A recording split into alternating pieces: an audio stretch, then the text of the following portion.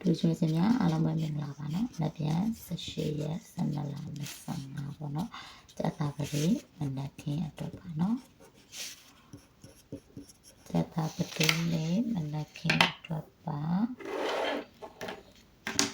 ဒါဆိုရင်ထိပ်ကိုအရင်ဆုံးသွားကြမယ်နော်။ဒီမှာရှိတာ8ပါနော်။နော်နေ့တင်နှလုံးပေါင်းတော့3 8ရက်ပါဝါ3ဟုတ်ပြီနော်ဒီမှာရှိတာက3ပါ3 3ညနှလုံးပေါင်းတော့3ညီမချင်း3ဒါဆိုဒီမှာရှိတာက5ပါ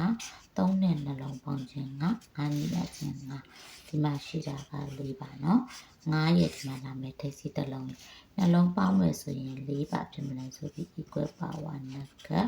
4 9နဲ့ပေါ့နော်ဒါဆိုရင်ကဏ္ဍလေးရေးစားပြင်မယ်နော်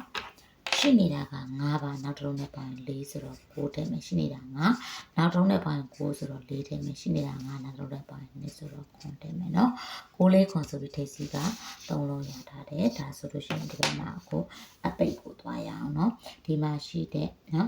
အပိတ်က1ခွန်ကို3လုံးပေါင်းမယ်1 9ပေါင်းတော့3ည3ညနဲ့ခွန်နဲ့ပေါင်းတော့ပေါင်းခြင်းခွန်ကဆိုရင်ဘယ်ကဏ္ဍလေးပေါင်းပါလဲဆိုတော့ဒီမှာရှိတဲ့8 5 9 3လုံးပေါင်းမယ်8 5ပေါင်းတော့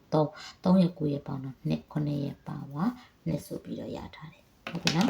ဒါဆိုရင်ဆက်သွားမယ်နော်တခါ3ည4ခွန်3ည4ပေါင်းတော့4ခွန်ပေါင်းတော့ပေါင်းခြင်း1ပေါ့နော်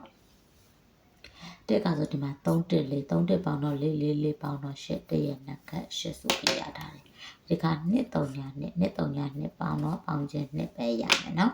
ဒါဆိုရင်5ခွန်3ည3လုံးပေါင်းတော့5ခွန်ပေါင်းတော့2နောက်3ညနဲ့ပေါင်းတော့လည်း2ပဲ2ညီမြခြင်း2ဆိုပြီးတော့ရထားတယ်ဟုတ်ပြီနော်ဒါဆိုဒီမှာရှိတဲ့9 5 8 3လုံးပေါင်းတော့ပေါင်းခြင်း8ပေါ့နော်8ကဆိုဒီမှာလာမယ်နော်4ရယ်နော်5ရယ်ဒီမှာအပိတ်3လုံးပေါင်းမယ်ဆိုရင်8ပါဖြစ်မလဲဆိုပြီးသူက equal power နဲ့ကရှင်းညီမြခြင်းရဲ့8 power တော့8နဲ့ကတ်1ပေါ့နော်ရှင်းညီမြခြင်း8 power တော့8နဲ့ကတ်1 8 3 1ပေါ့နော်3လုံးပေါင်းရင်8 3 1 5 4နှလုံးပေါင်းတော့ပေါင်းခြင်းက9နောက်တစ်လုံးနဲ့ပေါင်းရင်8ဆို1ထည့်လိုက်မယ်5 4ပေါင်းတော့9နောက်တစ်လုံးနဲ့ပေါင်းရင်3ဆို4ထည့်မယ်5 4ပေါင်းတော့9နောက်တစ်လုံးနဲ့ပေါင်းရင်1ဆိုတဲ့အတွက်ကြောင့်မလို့2ထည့်လိုက်မယ်1 4ဆိုပြီးတော့ရတာတယ်နော်သူလည်း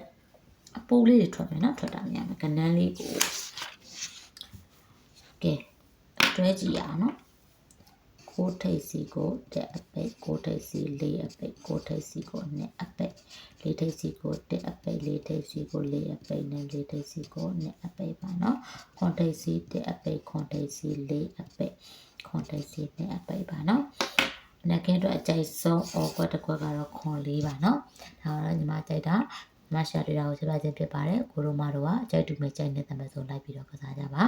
အားလုံးပဲမနေ့ပြန်မနေ့ကမှကံကောင်းပါစေလို့ဆုတောင်းပေးလိုက်ပါတယ်ရှင်အားလုံးပဲကျေးဇူးတင်ပါတယ်ရှင်